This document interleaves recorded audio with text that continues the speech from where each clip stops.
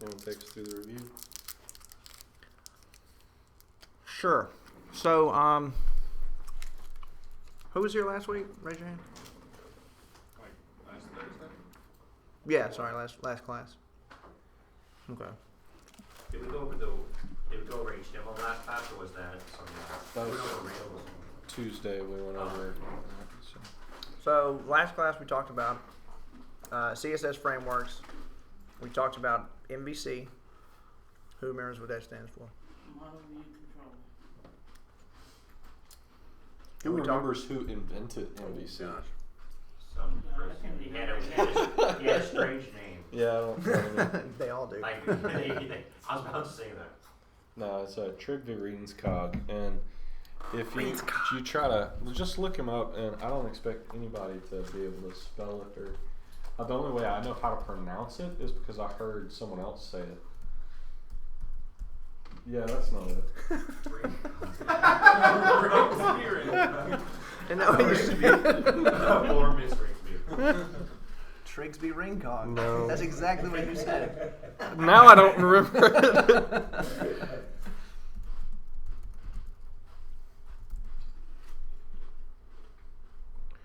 There, that guy. Russian? Or is he? No, he's Norwegian. Norwegian. I didn't He's still find it. he's still kicking. He teaches computer theory even today, and he's just in the last several years tried to make a new push to a new type of paradigm design similar to, or really that depends on object-oriented programming called data context interaction. Oh, it's right there. But yeah, anyway, father of MVC. He looks like the guy. He's brilliant. You'll fall asleep during one of his lectures. If you manage to stay awake, you will learn something. He's that kind of old person. Oh yeah, he's well in his 80s, and the last lecture I saw him doing was in 2011, I think. And he had his cane up there with him, and he's using his cane for examples and stuff like that. You know. Does Kane have like a laser pointer? No. That would be cool. And he's like griping at everything. And he's like, Hey, that was his model view controller. Sorry. You lose by that principle. All right, Never moving mind. on. Moving all on. right. And we also talked about REST, which is an acronym. And what does it stand for? Who can tell me that? Representational state transfer. Whoa! Nice. You must Nice. have studied or something. No? My notes right here. Well, that's the second best thing. She took notes. I wrote down REST paradigm. I think I took notes too. Let's see. Who can tell me the different verbs that we went over for HTTP communication? Get, put, push, fetch, and delete. Get, put, Get, push. put, fetch, You're load. mixing. You're. You started reciting Git commands. Push, add. Get, put, post, delete. Get, put, post, delete, and Fetch. Patch. Patch. fetch is Patch. There's an array. patch. I know that is TCH in it. Right. Okay. And patch is used by the same routing structure in Rails as what other verb? Put. Put. That's right. All right. Who can tell me an example of an MVC framework? That would be There you go. Can you Rails tell and me MVC another? framework. So Jeremiah kind of went over. I didn't hear you. What did you say? I said, who can tell me another one? Pearl. Perl is a language. Are we back to class 1? What's the difference between a framework and a language?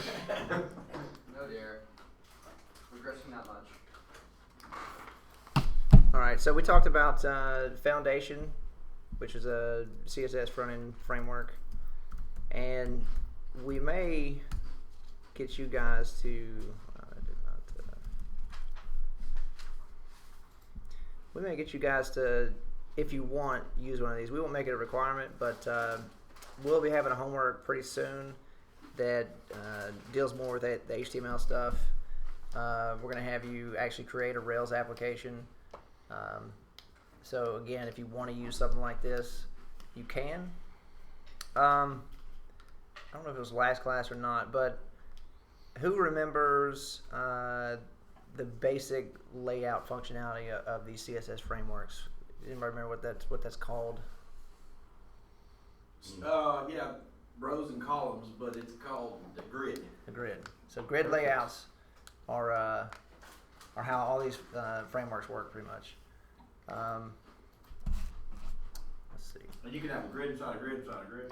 Almost all of them go off of a 12-column system. Almost all of them. I know the two primary ones do, like Foundation and Bootstrap. Both of them have 12 columns in a row. So. All right, I'm going to state a definition, and I want you to tell me what I'm defining. Okay. All right. This is in the context of MVC. What is responsible for the state? View. What is responsible For state in your application. Remember, model view and controller is the context you're thinking about this in. That would be model then. Model. Okay. All right. Remember with the light switch example. Okay. Remember the light switch example. Okay. I don't I don't think they Well, okay. The view So- is what we see. So the light being on or off would be the state, right? Okay. That's not necessarily what the switch is. The switch has an up and down. Okay. That's our view. The controller is what links the two. Okay. It handles the interaction of, okay, well, I'm taking an action against this view. It needs to change the state of this data somehow. Okay. Did I just ruin the rest of your questions? No. That summed it all up. Okay. That's pretty much it for the review. And I've got some notes. I think Deborah's the only one here who takes notes. What? Anyone Sorry, else? good notes. But I'll add these notes to the classes document. All right. So do you want to talk about? You want to go ahead and move on to this? Okay. Yeah. All right. Who can describe to me the attributes of a REST resource? We talked about them. Talked about them at length. There were lengths, and those lengths were discussed. I remember it going a lot through navigating through like directories or something like that, or things that go back and forth between like the user and the server. Well, when I say a resource, okay, a resource has a few different parts to it, right? If I'm trying to visit a particular resource or get to a particular resource, I'm trying not to give away the answers. Sorry for the vague terminology, but I kind of want you to come up with it. So what are the components to a web resource? A single web resource. Oh, it's UML. I mean, A URL is one. The What's- server. No, that's part of the application stack. But a resource. So uniform resource list. if you've got a URL, what do you think the other remaining pieces are? The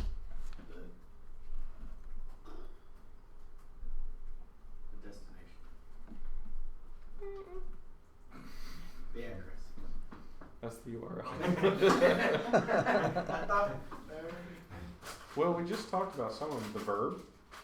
Oh. I was gonna say verb. Yeah. I think that was right. Yeah, that's part of the resource. Because if I have just the URL / movies, remember, okay? We talked about that last time. If I had just this URL, am I creating a new one or am I retrieving a list of them? Retrieving a list. How do you know?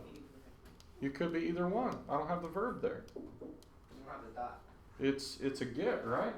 If I'm retrieving. It doesn't know if you're specifying an application or It's a a larger post. file. It's a post if I'm creating, right? Okay, what's some other stuff that I need? As part of a resource. We'll say these are the two. We'll say these are the two required pieces of the resource. What's an optional piece? May or may not have it. There's other people here.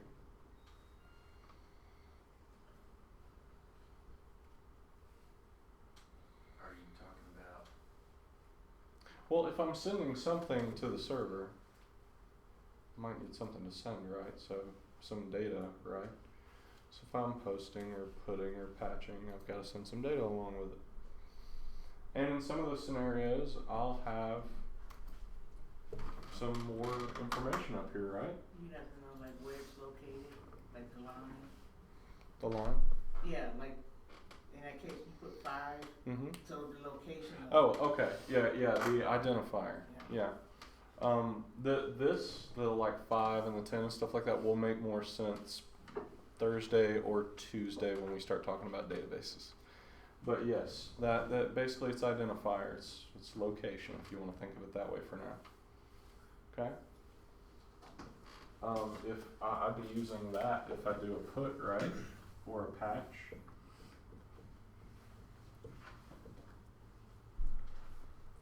That'd be for a put or a patch, correct? I could also use it with a get. If I used it with get, what would it do? Wouldn't return all movies, it would return that one movie, correct? It reads what you're asking for. Right, and what I'm asking for what? That movie. Movie number 5, right? Okay. If I do a put against movie number 5, what am I doing? You're putting movie number 5 in the. you upgrade. You're up. I'm updating movie number 5 with some information. Patch, same deal. I'm updating some. We'll talk about the distinct differences later on, but I kind of want y'all to get more comfortable with it for now. But for now, I think of both of them as just updating. And that's what they're doing. They're just updating different ways. That's all. Okay, what about post? You're creating new stuff. Okay. Can I say post /movie /5? If you're creating movie /5. No, Mhm. you have to do new and get. Hmm? When you have to do new and get. No, that's getting to Rails screens. We're talking about just REST right now. But no, I can't say post movies 5. I don't get to pick its identifier. Right? Remember, I'm saying, hey, I'm adding a movie to the collection of movies. That's post. I want to add something to this collection. So I'm posting something to this collection. Alright? Is that clear? Okay.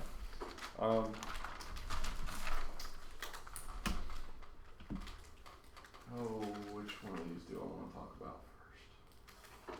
We better jump into hashes. Okay. Y'all remember what an array is? Y'all know how to use them now, right? May For the not most be part. Gross. May not be for that part. Okay, so we know what is the basic definition of an array? It's a set of A numbers. data set. It's a like all of y'all hit part of the answer. Ouch. It's a collection of variables or objects. It's a collection, okay? It's a list or a collection, right? Of something. It can be objects. It can be integers. It can be anything, right? It's a collection of something. Specifically, it's traditionally a linear collection of something in memory. That is one type of structure. We called it a data structure, remember? Another type of data structure, okay? And this one's going to be a little weird to start with, but it's important for multiple reasons moving forward. So we want to talk about it now, are hashes, okay? A hash is called different things in different frameworks, depending on where you're at sometimes. In Ruby, it's called a hash. In a lot of other scripted languages, it's called a hash. In some other ones, you'll see it called a map. Some places you'll see it called a dictionary. Okay? Yeah, I know. Why they pick such varying names, I don't know. But the simple premise is this, okay? You basically have a list of something, right? And yes, I'm using these on purpose, okay? And you have keys, all right? All of these keys point to something. So is it like finding the key to something? So think of it this way. So this is some random object, this is some random object, this is some random object. So they're just variables holding values. They're not variables holding values. It wants you to think it's variables holding values, but it's not. But Okay. it's special. These are pointers pointing to different objects. Okay? But there's some unique rules that go along with a hash. Okay? I actually prefer the definition or the name dictionary for this type of data structure because it enforces some ideology that we already associate with what a dictionary is. If I looked up X in the dictionary, I would get this back.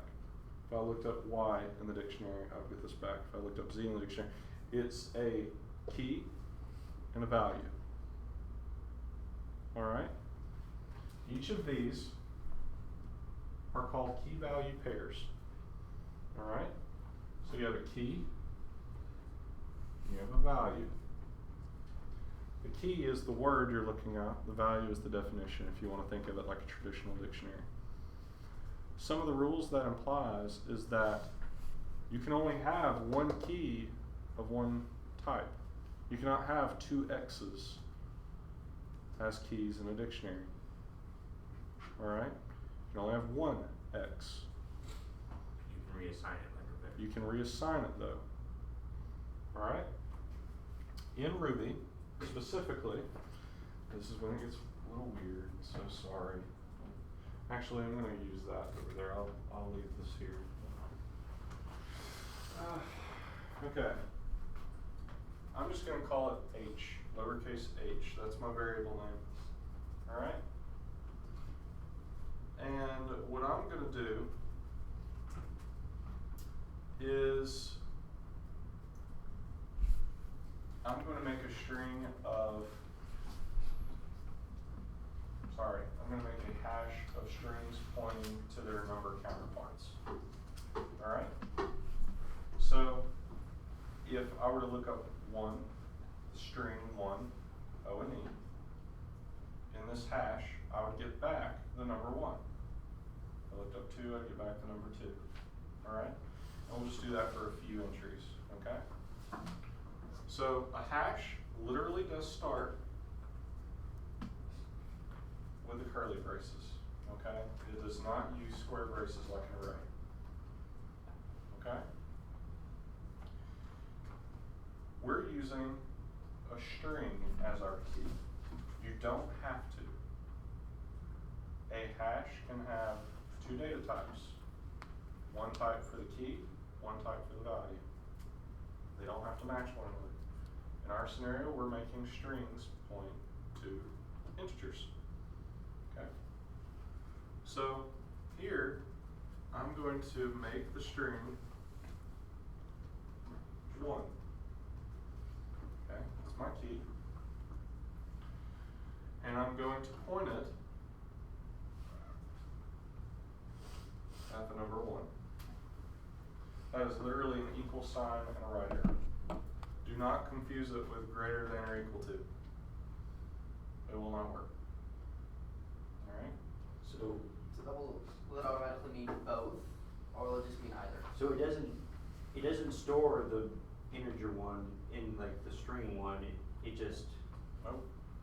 stores the string. It builds a data structure, okay?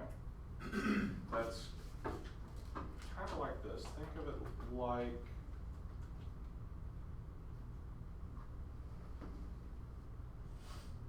you have two containers. You have your keys over here.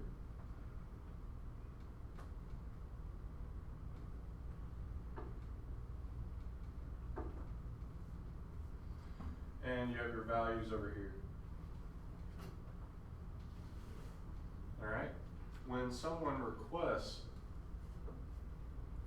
1, it goes and retrieves 1. When someone requests 2, it goes and retrieves 2. That kind of system.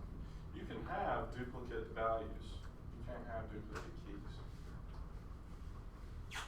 Alright? It'll start to make a little more sense here in a second. So I'm only going to do 1 and 2 right now in our example because I'm running out of room. So I've got the string 1 pointing at 1. I've got the string 2 pointing at 2. And I'll put my close curly. I now have a hash. Okay? To access these values, okay, I use this. Just like I'm accessing an array, how would I access element 1 in an array? 0, right? 0 index and stuff like that. You use the same syntax, but this isn't a linear list. It doesn't have a 0, 1, 2, 3, 4 index, does it? It has keys and values. So I would say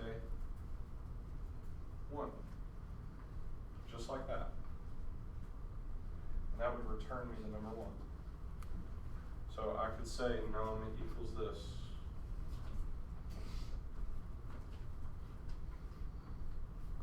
Okay?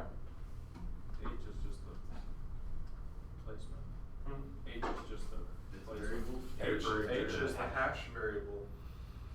You have to use it to make a hash. No. That's literally my variable. Yeah. Yeah. You can call it mustard if you want. That's a horrible name for a hash. Like Jigsaw if you want. I love that. I can't believe y'all You remember guys that. remember. Yeah, right. That's like the hardest word to remember. Remember the important stuff. Gonna make a new You guys are doing your homework. I can tell now. Jeez. That just put him to shame. Are we too. forgiven for our disappointing? You have redeemed yourself. Yay, so Alright, so the same works with assignment, okay? If I wanted to change the hash value of 1 to something else,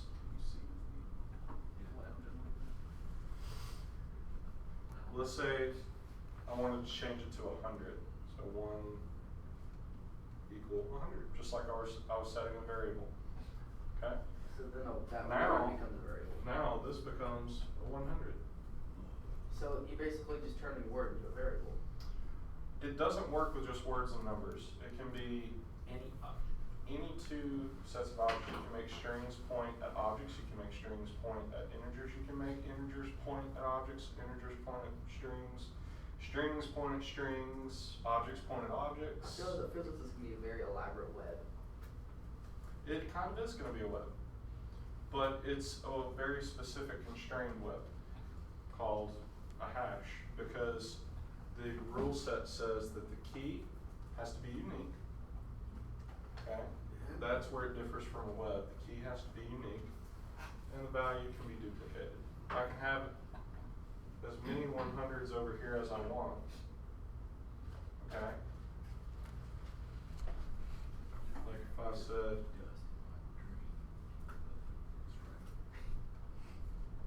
okay. Doesn't matter. But I can only have 1, 1. Wow. But yeah. Because otherwise how would I add another 1 to the system? I can't. I can just reassign 1. Alright, if I wanted to add 5 to the system, I could just say H 5 equals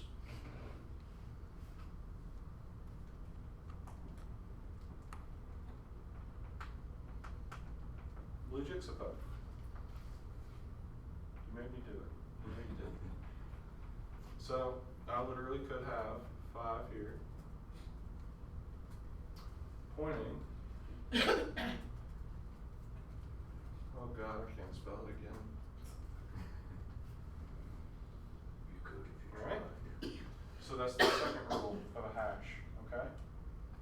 The value does not have to be the same type. The key does. Alright?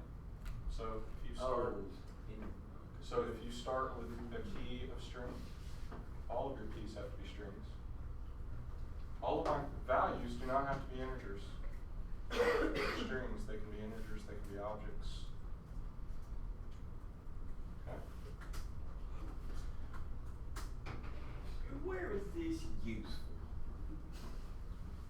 Oh boy. Don't make me rewrite your homework using this because we'll turn into 20 lines of code.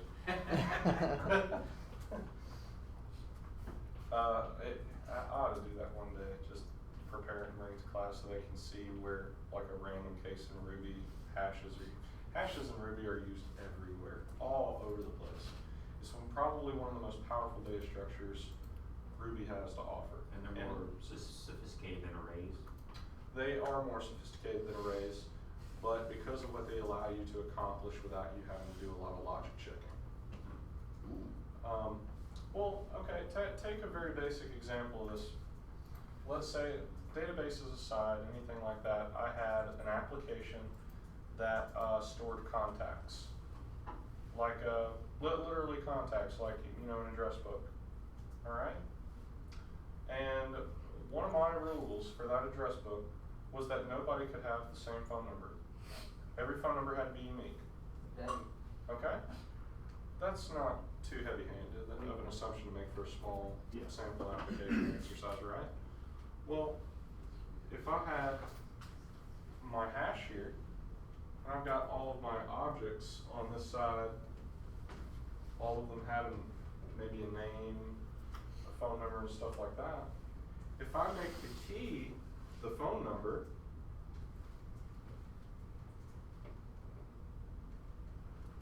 and it points to different things, I can never, I already ensured uniqueness. I don't have to do a check of saying, do I already have that phone number in the system? Would it give you an error? No, Or would it'll it let allow me it? reassign it. Oh. It's an update. A check of saying, oh, do I already have this in the system? It happens like that. I don't have to do a search for it. I don't have to do a find. If I do, let's go back to our H example. If I said H, give me back the value for RAR. I don't have a key and a value pair in there for that. What does it return me? Nil. Nil. Getting good at this. It's something we're well acquainted with. It's good. Because those are called idioms, and you can start guessing what's going to be returned. They try to be very standardized for that in Ruby. They want you to be able to expect and anticipate those return types. That's why the question mark at the end of like nil and stuff like that. They want you to know it's true or false coming back. Cool. You know, they don't want you guessing at how to use their API. That's a pain in the butt. So just to clarify really quickly, since you used a string, one, you can use any other, you don't have to, obviously you were just thinking in the numbers, but you use RAR because it's a string. It doesn't matter the length of the string or whatever, but you have to stick with strings for H. Yep. As the key. As the key. Yep. For that variable. Yep. Okay. All right. So the first place this is useful. Right. The first place this is useful. All right. Can erase this? Yes. All right. Who's heard of JSON? Yeah. JSON. JSON. Jason. That's a good movie. Is that a name or something? Yes, I've heard of that. It's something to do Does with anybody movie. know what it is? All right. JSON stands for JavaScript Object Notation. Okay. Who knows what XML is? Everybody raise your hand. XML? XML. Markup It's a language. markup language. Looks like HTML, doesn't it? All markup languages pretty well look the same with respect to things that inherit from XML anyway. JSON is an alternative to that. Okay. Before JSON came along, most API communication that happened over the web had object data coming back in XML. It's messy to parse. It's hard to work with. It's a pain, and it's excruciatingly verbose. It's Right? bad. It's when all I'm trying to do is tell you a little bit of information about a very small amount of data. You get back pages and pages of this tagged crap that you have to parse and sift through. Sounds fun. So the creator of JavaScript came up with JSON, which was a way of representing objects and its attributes in JavaScript object notation. Now the reason why the concept of a hash is important for you to know is that's basically the root principle that JSON is built around. Alright? So if I have an account, ooh, we've done work with those before. That's cool. Alright? What's some information I might want to tell someone about somebody requesting their account information? Let's say you log in, maybe you bank with Chase, you go into there, you hit their API or something like that, they return you some information about a single account, your account. What do you Your think? account number. Okay, your account number. Balance. Maybe your name, your balance, okay, stuff like that. So it's returning your account, correct? So instead of a class name, we would return this. Alright? This is the key. Ruby uses this to delineate between keys and values. Most other languages use a colon. Okay? By the way, we call this a hash rocket. A hash rocket. Why does it look like a rocket? Well, it's called a hash rocket because it kind of does look like a rocket, and it's because it's a rocket for Like a plane. hash mapping. So it's using hash. There's actually that Show mouth. word that word is so big in the Ruby community and Rails community that there's actually a company in Florida named after it. Hash There's rocket. one of my buddies works there. It's out of oh crap, Sounds like a pot, dude. Jacksonville. Sounds like an environmentally friendly, like, propulsion system. The place is actually one of the foremost Rails consulting companies in the southeast part of the nation. They're pretty big. But anyway, So Ruby's colon, everywhere else is hash rocket. That's what, okay. Cause you wrote a colon up there and that's what I was taking notes. yeah, that was conceptual. This is real syntax. Okay. Yeah, don't get confused. Go with me. All right. So an account has many attributes in it. We call this an object literal. Okay, and it's because it's denoted with this curly braces. You will see a lot of those in JSON. All right. Anything between here, okay, from between these 2 points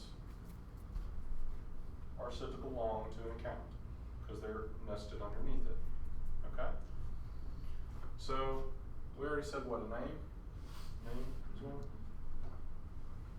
This, I don't need an object, right? I don't need an object literal. That's just a value, right? That's a string. name's shorter than mine. Okay? So, key value. Key value. Alright? That doesn't change the fact that this is a key and this big block is a value. The value is just an object literal. Alright? This is a key to a value that's a string. Okay? What do we say? Account number? In ours, I think it was a string. We'll make it an integer though for this example. Balance. Maybe it's a formatted string. Okay. And all that belongs to an account. If I want to, let's say I get this information somewhere in JavaScript, somewhere, okay, parse it. I assign it to a variable called x. I can now say x. What's the first key that I have to utilize? Account. Good, you caught that. And what does that give me? Name, number, and the rest of the. It gives me everything between here and here, right? Okay, so I would set that to something else. And then does this work?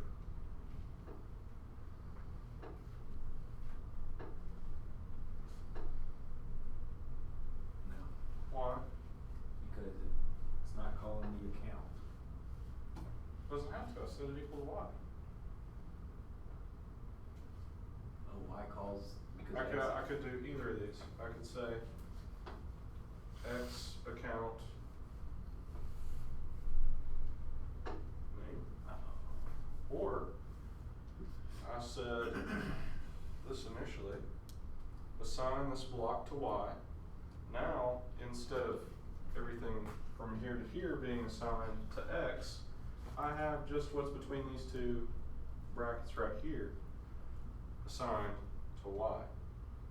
So from y's perspective, this is the whole world. Okay? So if you just type in y, that's all it would represent.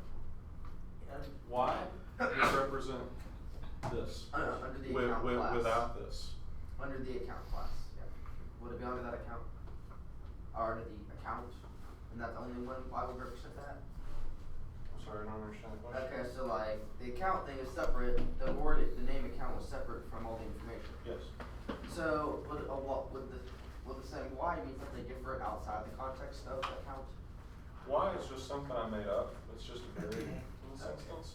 We could, if we had different information coming back that was ledgers, I could set y equal to ledgers, x equal to blue jigsaw. I use that a lot now. But this is just a variable. But because the value that came back from this guy was an object literal, which can be accessed with key value pairs, I can do the same thing here that I do here. Okay? This guy has all this in it. So now you could set y with that syntax and then name equal to Jeremiah. Absolutely. Absolutely. Just for confusion's sake. Oh no, Those are brackets for of clarity's sake. Yeah, there we go. Confusion. Exclamation point confusion. Nice. Sorry. Anyways. Sorry. You could change it, but those are your array brackets. So is the hash using the array? Or no, don't confuse. This is just a different notation using the same symbols. Okay. Okay? So you're changing the name from John to Jeremiah? That's exactly right. It's just a key and a value. Okay? Just like we had in Ruby. Okay? That's why they can't assimilate. X can't be used ever again because X is already controlling all that. You can't call X again. Right. How do you Yeah. add another name? Yeah. You can't. Name that key is already taken. You can't add a second name to this account. Now, if I had another account down here, Is there an equivalent method on a dictionary like object for key? So you could use that or that notation, right? They'd be Wait, equivalent. What? Is there a method on a dictionary that's similar to like object for key or something like that? Yes, but it's not very widely used. And in fact, I probably prefer them getting used to this notation because keys get interesting when they're turned into symbols. So we haven't talked about symbols yet, so we'll talk about symbols later. Is that something you use different in Ruby? It's something that's confusing to programmers. So,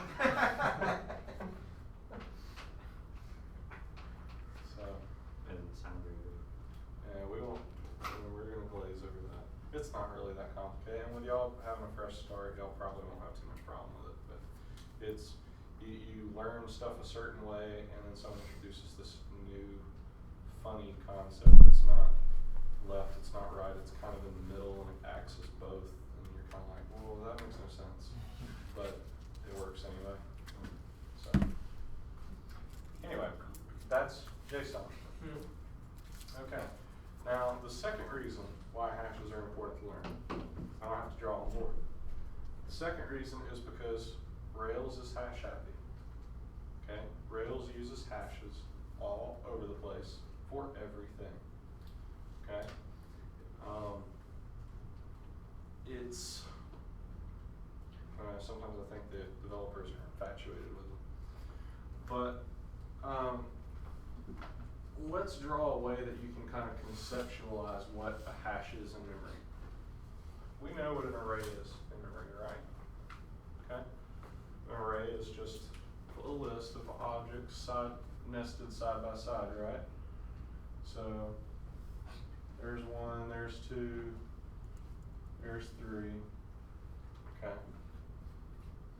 If I have a hash, okay, I already said they're key value pairs, correct? Alright, if I were to convert a hash into an array, which you can do in Ruby, right, using the 2A method, okay, you would get back this weird thing. So you'd have a key and a value here, key and a value here, and a key and a value here. Arrays nested into arrays. And arrays nested inside of arrays. Every one of these is an index in your array, right?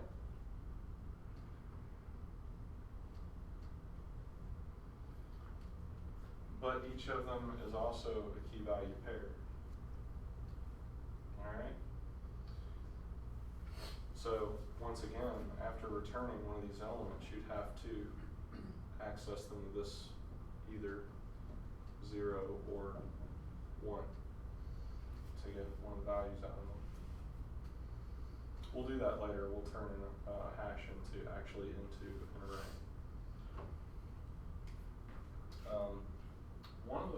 This is actually one of the powerful parts about Ruby, in my opinion.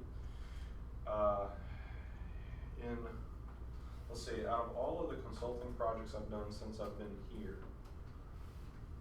I guess it's been a few years now. Every one of them except for one I've done in Ruby.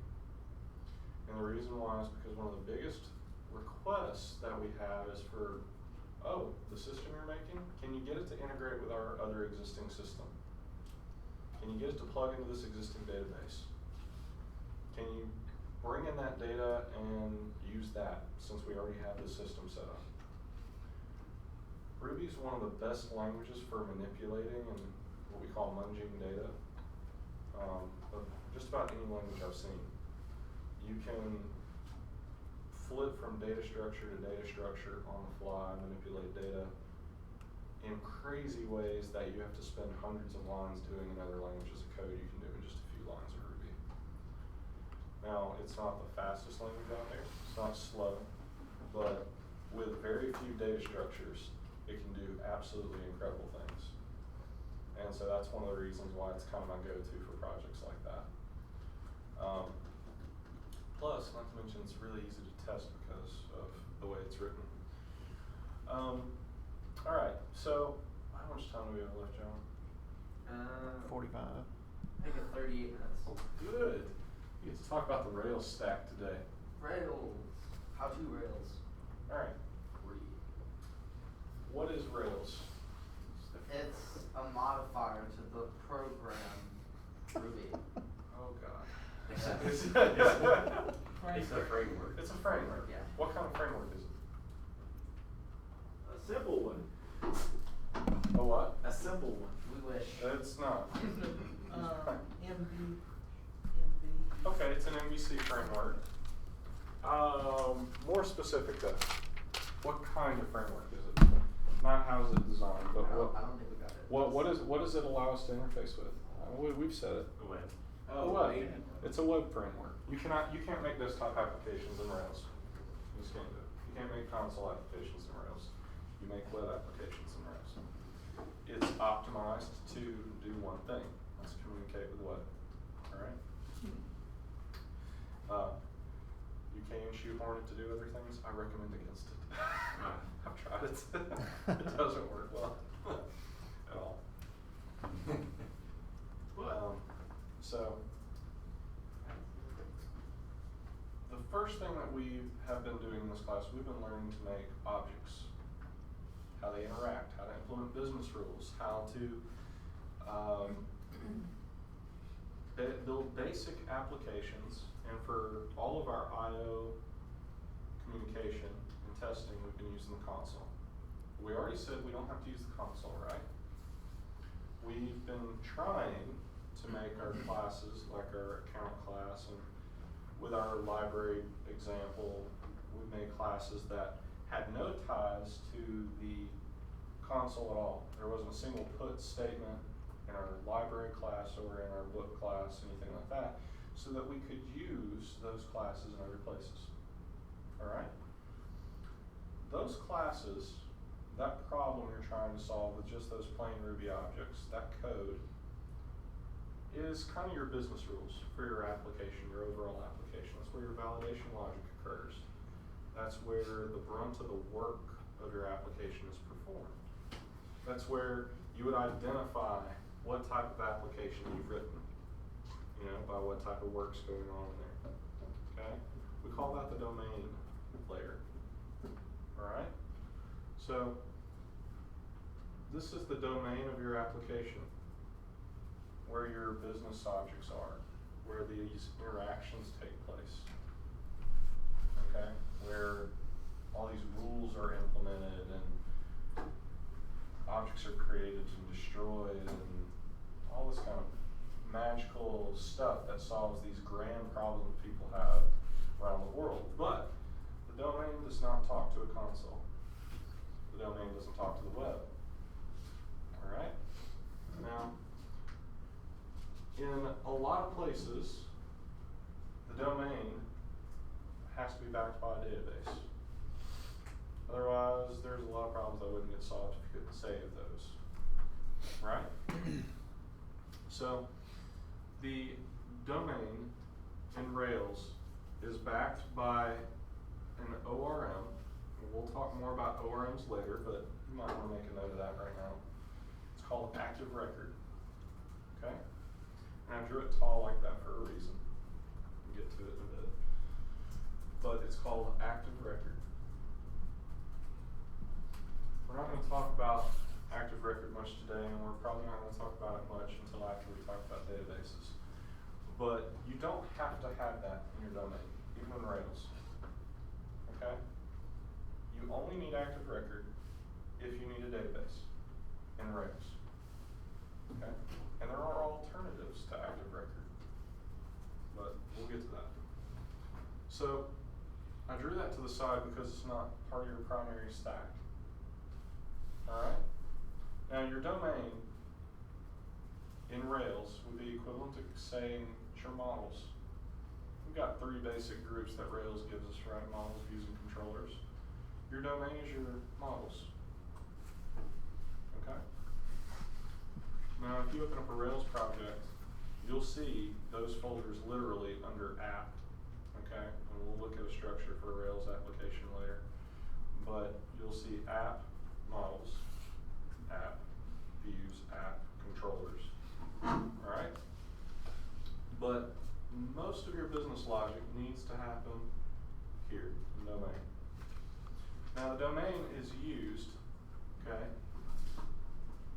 by another layer. What layer?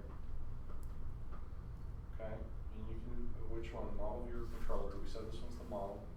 What's it, what interacts directly with domain? The controller, right?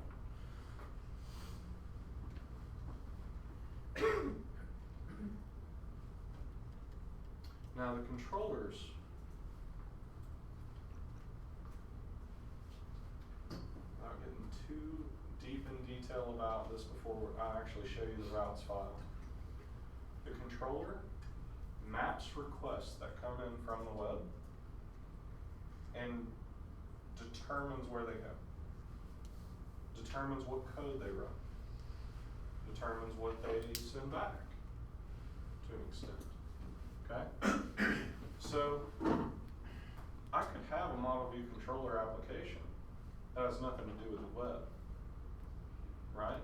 I would just have a controller that handled the barrier between my input-output mechanism, which might talk to the console. Okay. But in this case, it's controlled, they're web controllers, right? All right, so what's past the controllers?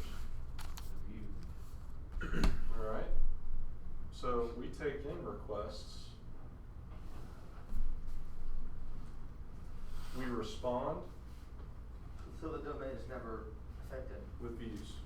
So the domain's never affected. Okay? We take in requests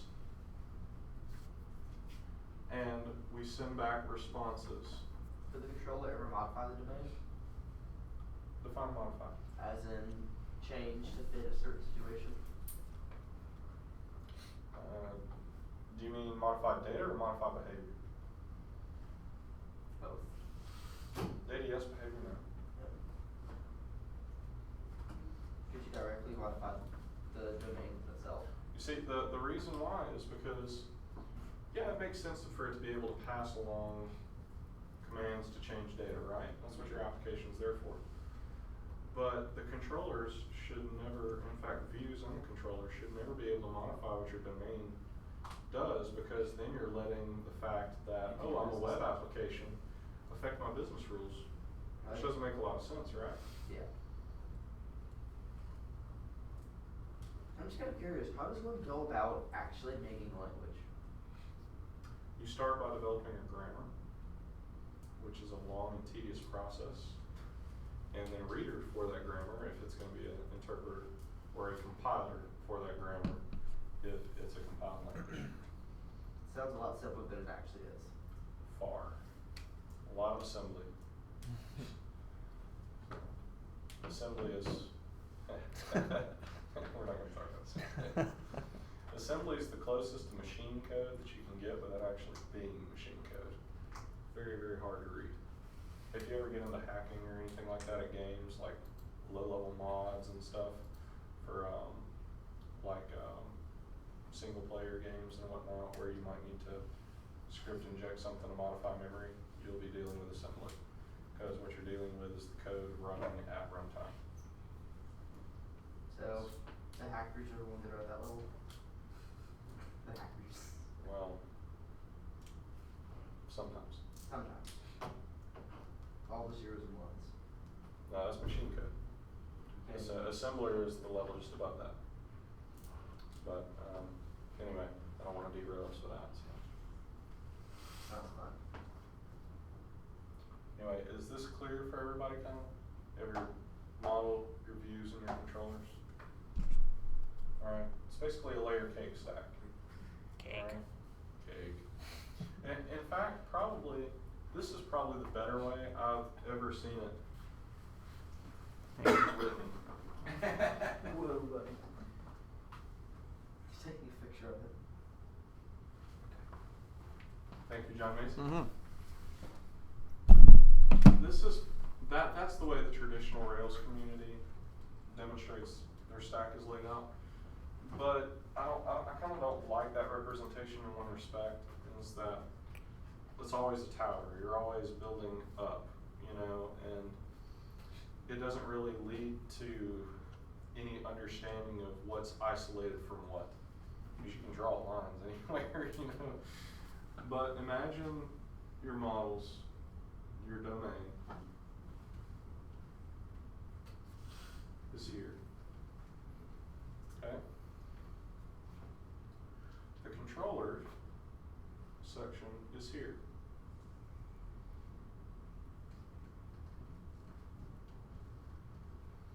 Alright? It interacts with your domain. It serves requests to a specific IA device. Alright? So the web is out here. The web is everything out here. Okay? The web can't make direct assertions against your domain. It shouldn't be able to. Your domain, more importantly, has no idea that it's communicating with the web. That has no idea. It's completely cut off. It's isolated. Because it shouldn't care. I should be able to have another set of controllers, another application, and I should be able to just take this guy and go right there, console application. Bam. That's why we don't put puts, console, all that kind of stuff inside of our classes that we want to be reusable. Alright? Does that make kind of more sense about how it's laid out? Alright. Maybe. I forget why we had modulo on there. Because they're going to use it in their calculator class. We talked about that already, didn't we? We talked about modulo, didn't we? Like barely, like the second or third day of class? I just I know, probably I did. just know it's the remainder of the division, How do you know that? cause I looked it up. Okay. Alright, well maybe we didn't talk about it. Maybe I thought we did. Dang it, John Macy, you and your brightness. I know, man. I played with it for a Just second. trust me. Alright, we've talked about some mathematical operators before. We did Yeah. a lot of math stuff. Plus, minus, divide, all that kind of stuff. Did we talk about this? I don't mean percentages. Percentages. I kind of recall it. Division? Well, division's this. This is the percent sign, but it means something else in most languages. What does it mean in those languages? Yeah, I think I do It's think the we remainder mentioned of an it. integer. What that?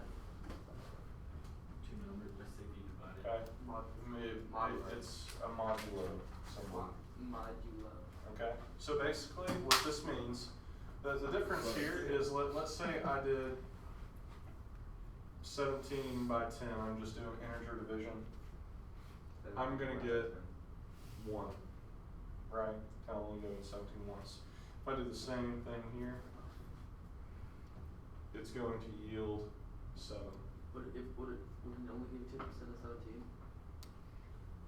No. Don't think of it as a percentage sign. Yeah, don't think of it as a percentage. It's not. What it's doing is it's saying divide the number on the right into the number on the left, and tell me, instead of just rounding or building a decimal or anything like that, give me the remainder. Give me however many were left over. So I mean, you say 17 minus 10 is 7 because 10 only goes in there once. If I said 27 modulo 10, So it just gives what would that be? That'd be 17. It'd still be 7. Yeah. You see it. It's like it's kind of like Oh shoot. Right, good. it's just remainders. It's just remainders. That's all modulo does. It's great in a I couple of respects. We did do this because we used it to tell whether numbers were odd or even. You and I probably did it, but we probably said we were going to do We it in said we class. were going to do it and we ran out And of we time. didn't do it. That's what it was. Yeah. You can use this to tell whether numbers are odd or even. You know how in our example in class we use the odd or even methods, right? The Yes. odd question mark, stuff like that. Well, if a number is odd or even, it's describable by this. Right? Yes. If it's 0, Is that a 7? then or it's is an that- even number. That's a 7. Okay. If it's 0, then it's an even number. If it's not 0, it's an odd number. Whoa. You could use it for truths and falses then. Ones and zeros. No. Even that. But do you see that's all modulo is. It's nothing complicated. You just don't see it used very often. In fact, I've probably used it. I can probably write on 2 hands how many times I've used it in my professional career. I think I used it more in college than I did professional career. But I remember remainders. yeah. You did it your 3rd grade year, and then that was it. You never went back to remainders ever again. So that's modulo. You'll be using it in your homework. Modulo! Hooray. Alright. So for homework, you're going to make a menu-based application. Okay. Alright? We're going to call it Bank Teller 2.0. Alright?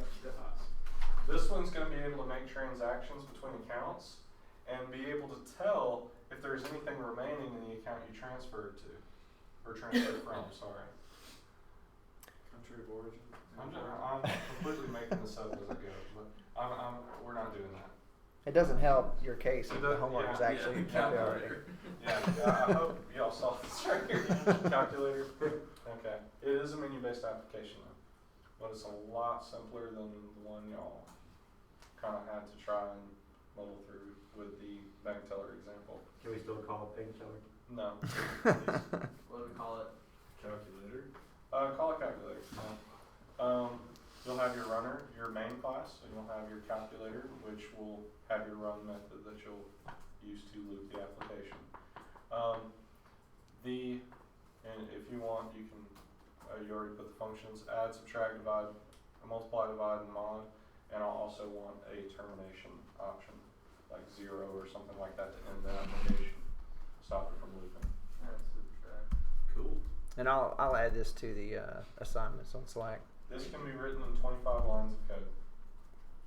No, You say 25 lines. See, I noticed that you said that, but you meant in your bank teller 150, and then your account was 75 lines. There's no I know, model here. Yeah. 2. Yeah.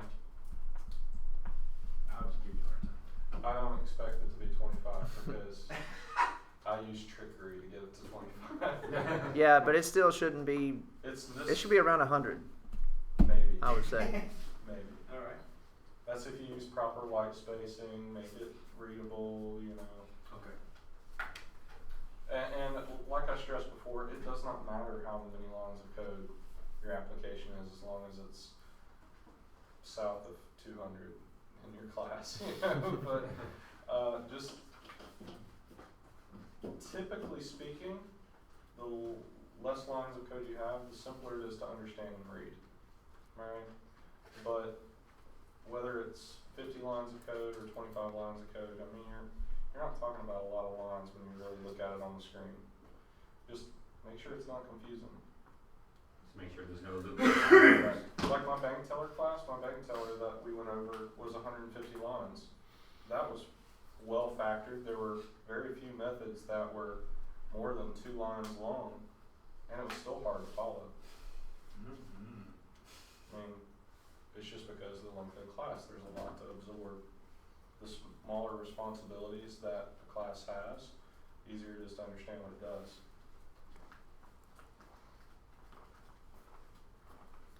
Now,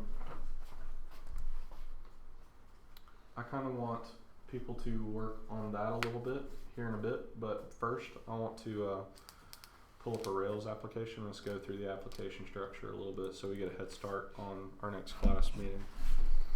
What does mod stand for? Modulo? Modulo, yeah. I'm going to give him his chair, or else he's going to get fussy. Alright. Do we want to call that a new assignment 5 or does it matter? What, the one we just gave the calculator? Yeah. What assignment number? I think the library was assignment 5, wasn't it? I just call And I think 6 was the website. So this will be assignment 7.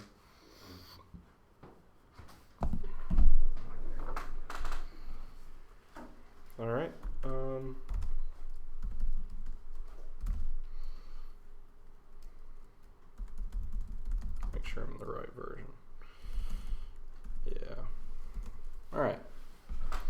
show the light over here. And read up on hashes a little bit. Or, you don't even have to read up on them. Play with it in IRB. It's a data structure. It's very easy to play with. Like, if I open up IRB, I can say X is, maybe we have a hash full of reversed strings or something.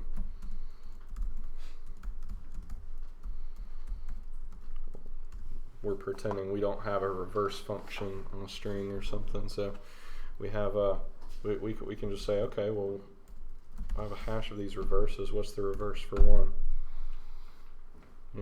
Or 2. And if I were to say to array, there's our weird structure I was talking about, where you have the nested key value pairs inside of an array. So like hash is basically just like a more simplified way to create that kind of arrays and nesting in arrays. It is, but it actually gets optimized. When you have a list, like a linked list, or some kind of structure like that, when you're searching for an item, it has to loop through until it finds the one it's looking for. With a hash, when you use a key to grab it, that happens immediately. It doesn't have to search through the list. So it's extremely efficient. It's almost like a data structure form of that case statement we saw. It sounds easier. It sounds easier.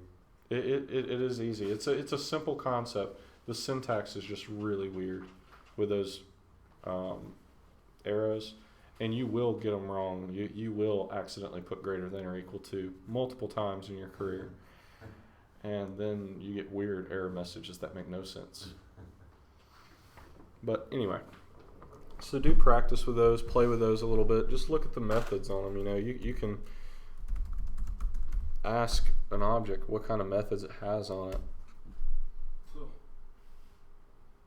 And not all of those are specific to a hash, but some of them are. Like for instance, zip. Zip is an interesting one. Like That's even more. yeah. Well, what zip actually does is if I had an array, I can say zip.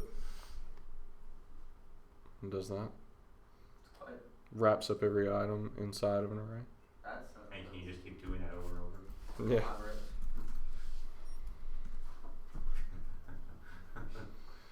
Yeah, there are cases where that's necessary, and I'm so glad that method's there. But anyway, just, IRB is a perfect little sandbox to play with these methods and just to see what they'll return, see if the code you're about to write makes any sense. So let's do our Rails application, all right? Do what? So Rails has generators. We'll call them generators. If you type just Rails by itself, you will see a bunch of text dump to the console with a decent bit of explanation about what the different tags and stuff do that you can make with the Rails call. When you can do that with an application, when you can say like Rails something or curl something, it's called a CLI. Have we talked about that yet? CLI is an acronym that just means command line interface. Okay? It allows you to interact with a framework or an application or something like that through the terminal. Very basic. If you see CLI on a web page somewhere though, and you're like, God, what's a CLI? I just want you to know. It's nothing complex. So Rails comes with a generator for projects. You initiate it using the Rails new command. Okay? So the syntax is literally Rails new and then the application name that you want to use. Okay? So for this example, let's just make sure I'm not conflicting with anything. Okay, we're good. So I'm going to say Rails new website. Alright? And all you have to do is hit enter, and it goes and it does its magic.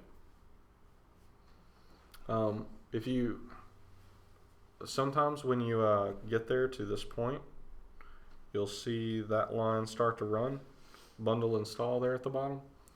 Sometimes that will wait there for a little bit. Don't think your computer's broken or something. It's doing stuff in the background, and I've just had people try to retry this over and over and over, and they're like, God, I keep getting stuck at that. It keeps hanging up. It's not hanging up. It's actually doing stuff. Just let it finish. What it's actually doing is it's checking the web for updates to gems and stuff like that before it finishes filling out your dependencies. So you've got a Rails project now. I called it website. So if we look at that, there it is at the bottom, website. Creates the folder for you. So we can go inside of that folder, and we have a lot of stuff in here now. So I'm gonna switch to Sublime right quick, I think. Where is it? Oh God. Here it is. And we're going to, let's see.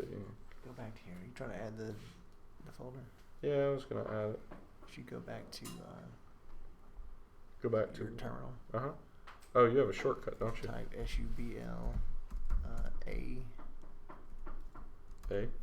space period. Should do it. Capital A or lower A? I think lower A. Perfect. Okay, thank you. Also a command line interface. So this is the entire project directory opened up in Sublime. Okay. Now, we talked about models, views, and controllers today. These are where the folders live for those items. So you have a models folder here, a views folder, and a controllers folder. What do you think exists under the app folder other than models and views and controllers? And don't just read the folder names. What? No. What do you think? Well, what belongs there? Whatever's going to help run your application. Whatever's going to help run your application. Whatever. More specifically, whatever belongs to your application. We have a lot of other folders here that are outside of app that help you run your application, but they don't necessarily belong to your application. Okay. For instance, we have configuration files. We have database specific files. We have lib files, which contain tasks that run in the server and stuff.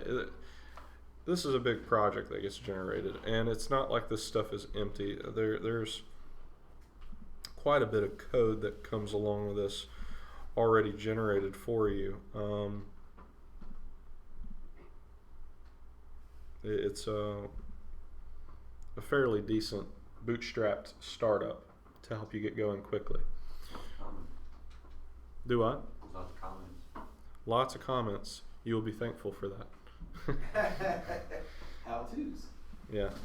So in Rails, let's we call this website. Let's say we just wanted to make a static page, a single page. It doesn't do anything, it doesn't do any data transactions, doesn't perform any business logic. We're just making a standard website for all intents and purposes. Okay? If we want that, what components do we need? Do we need a model? Yes. Why do we need a model? I guess in the grander scheme of something to go by. Something to. We don't need a model. No. No, the reason we don't need a model, I was going to let you find your way to it. I mean, the reason we don't need a model is because we're not trying to preserve any state. We're not trying to store any state. We're not trying to represent any state. We're just going to load up a web page, right? So what we have views and controllers left. What do you think we need out of those? Both of them. Okay. Obviously a view. Right? What do you think the view is? The page. The page. That's pretty self-explanatory. The controller is a little weird, okay? But there's a cheat code for that. All right? And we're going to do the cheat code once, and then we're going to do it by hand once. So the cheat code is this. Now that you're in a Rails project, you get a lot different output when you type Rails. Okay? It's because it detects you're in a Rails project. You can now do things with the Rails project. One of those keywords there is generate. Okay? If you type Rails G, you don't have to type out generate. You can just say G for generate. You can generate lots of stuff. All right? In particular, what we care about is a controller and a view. But you can't generate a view because you can't have a view that isn't backed by a controller. Not in Rails. All right? So we're going to generate a controller. And we're just going to, let's generate a home page. So I'm going to call this a home controller, and we'll put a few different pages in it. We'll put like an index page, maybe an about page, something like that, okay? So I'm going to say Rails G controller. I want the controller to be a home controller. That's just the name of it. It's going to come out being called home controller. And now, after that point, I can start naming the pages I want it to generate. Well, to start with, I only want it to generate one. I want it to generate index. That's going to be my index page. Okay? Just generated me a lot of files. Okay? Some of them are test files. Some are assets. Okay? Let's go back over here. If I come into my views, I now have a home folder, and inside this guy, I have an index view. It generated a small bit of HTML for me to go on the page. All right. And it generated me a controller called home controller. All right. Now we're going to quickly go over kind of what these mean, how this ties together. But first, in order to show you that, I need to show you how to start your Rails application. So it's another Rails command, but instead of G for generate, we're going to say S for server down there. See it? So by saying Rails S, we're telling Rails that we want to start up the server locally, running from this machine. Okay?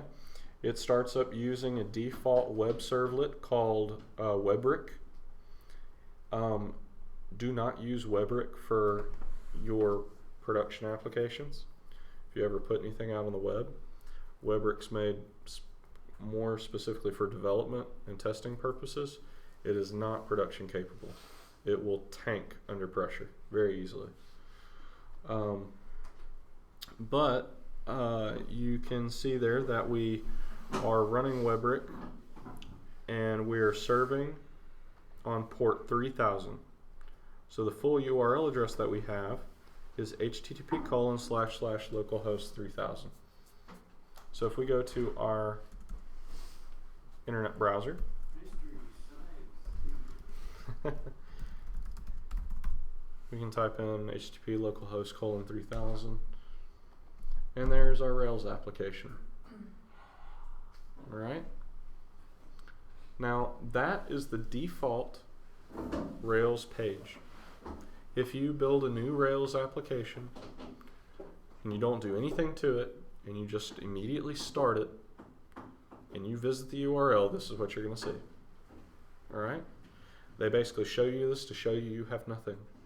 So, but we do have something. We just generated an index page, right? Yeah. So why didn't that come up? You didn't ask for it. I didn't ask for it. Thank you. All right. Now I can ask for it. Was backslash? by saying I want to get to home index. All right. There we are. Okay. That's the 2 lines of HTML we just saw on the page a minute ago. All right. Now, the problem with this is, though, when someone visits my website, they're not going to be directed straight to home index. They're going to be directed to my root, which is that, right? And they're not going to see my pretty home index page. I want them to, though. So, when this request comes in, what's really happening? Come on, resource people. Let's all say it together. The domain. The thing. Oh, God. I need some coffee. What are the parts of a resource again? URL? The URL, right? The URL is localhost 3000. Okay. What's my verb? Right now it's a get. It's a get. Okay. Now what decides where these requests, when these requests come in, what decides where that request goes? The domain. Not the domain. The controller. Not the controller. The controller is what it sends the request to. Okay? Rails has a routing engine in it. Okay? I'd have never guessed. I know. Rails has a routing engine. It's configurable.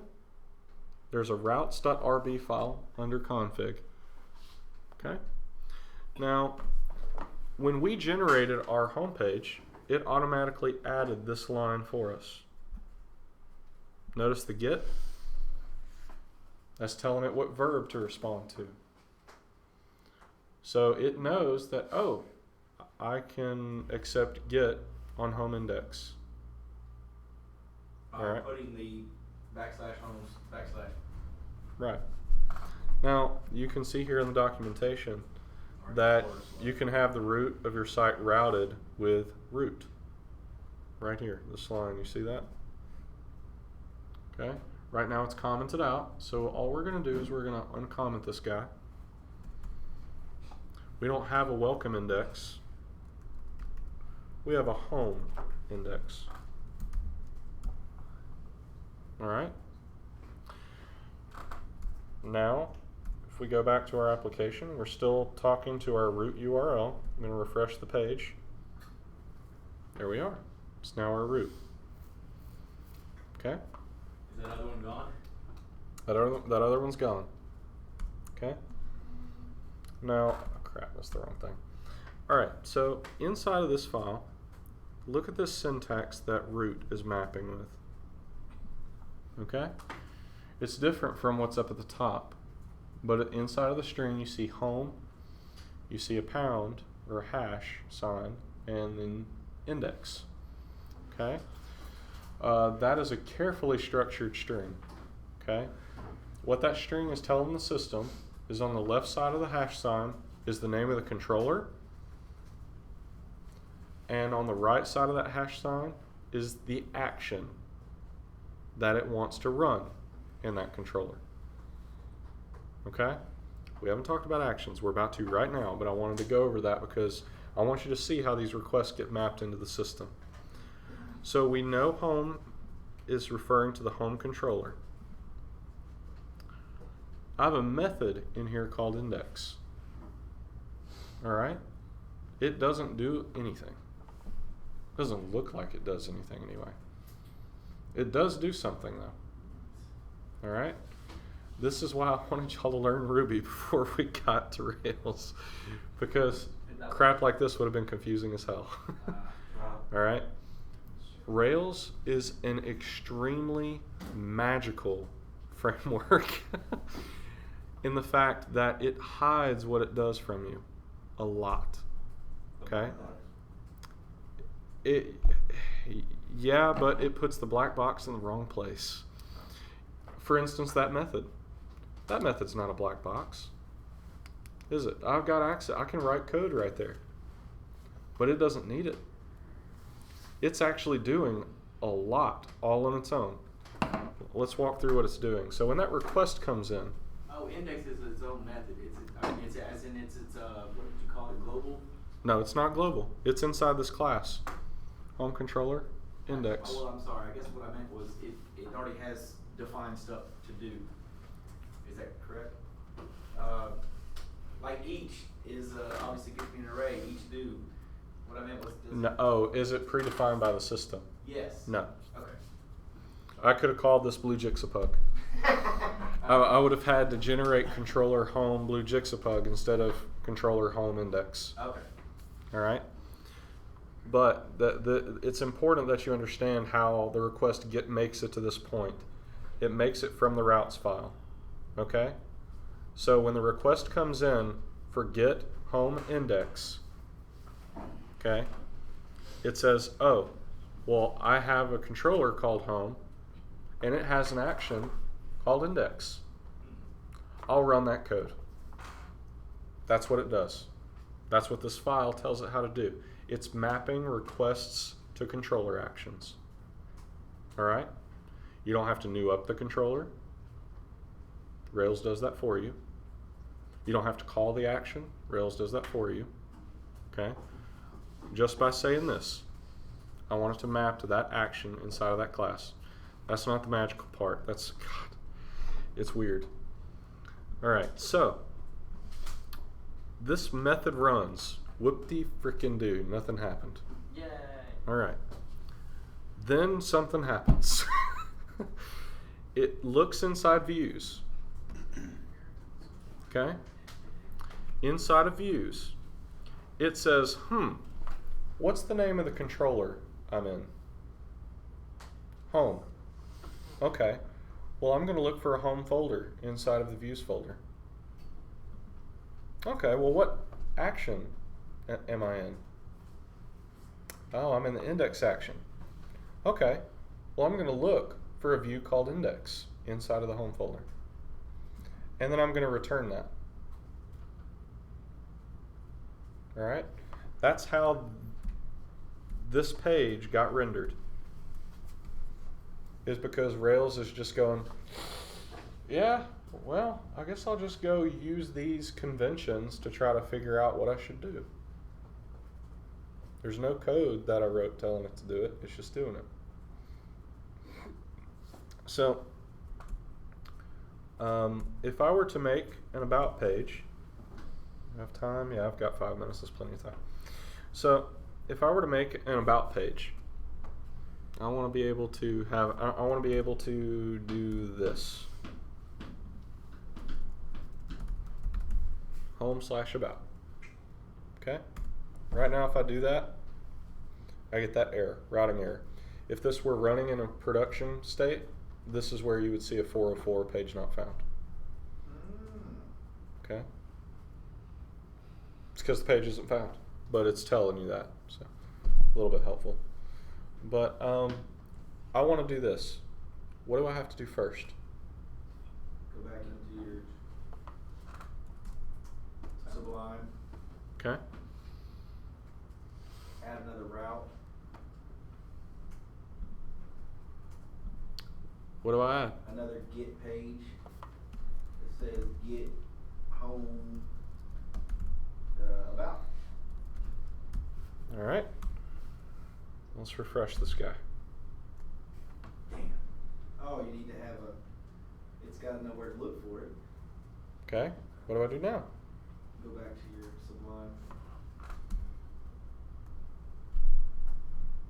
You need to have why does that say concerns? Don't worry about concerns. We haven't talked about concerns. Well, I'm just saying because Or are you trying to see this list of files over here? Yeah. There you go. Because it puts you a home controller there. A document in the home folder. So there's my home controller. What do I need to do in here?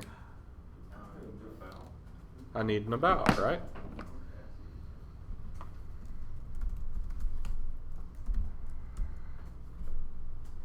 But doesn't it need a page in the views? Probably. Template is missing. That means it doesn't have a page to render.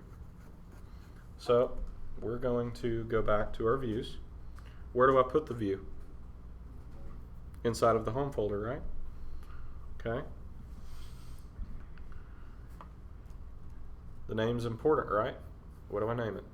About .html.erb. What's ERB mean? Rails Ruby.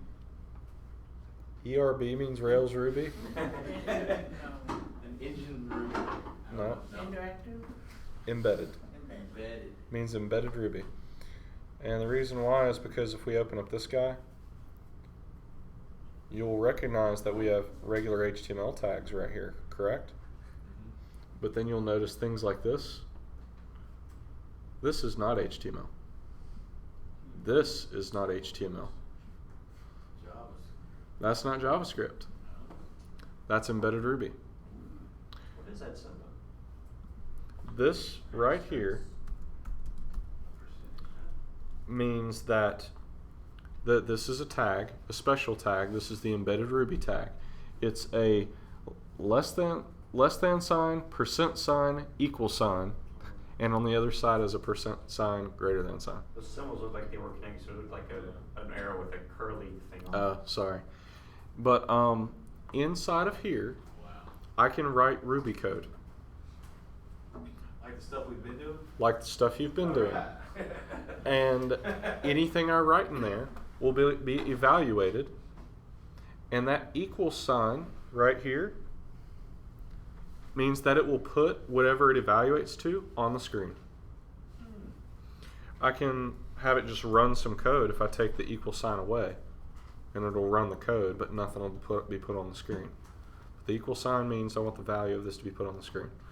So what these guys are doing, and this is really cool for anybody who's had to deal with a lot of style sheets and JavaScript plugins and stuff like that, this is saying include all the style sheets for my application.